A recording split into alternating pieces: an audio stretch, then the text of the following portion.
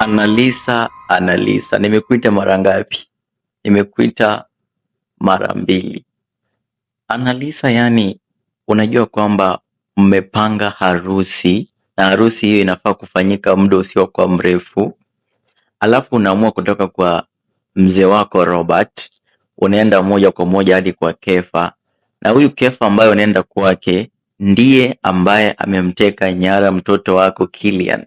Sasa najiuliza swali, wewe umeenda pale alafu emotions zako versus I don't know what happened, umeamua kulala na ule jamaa and you know clearly that that man is against you, na hakuna siku ataka kuona ukifurahia, sababu furaha yake ni kuona kwamba anafanya revenge, and as we speak ameweza kumkidnap mtoto wako Kilian, na wewe unaenda pale unamwangushia mzigo. Je, ulifikiria nini?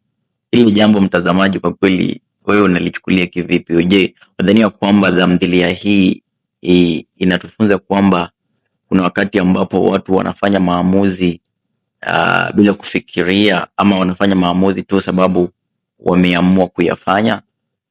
Kwa maoni yako kuhusiana na lile tukio ambalo Annalisa alifanya, wewe unalichukulia kivipi? Toa maoni yako mtazamaji, usisahau kuzidi kufuatilia na kusubscribe ndani ya chaneli hii ya Trenda Kenya, na ikiwa unatazama maybe pale TikTok, YouTube, Facebook, please don't forget to subscribe.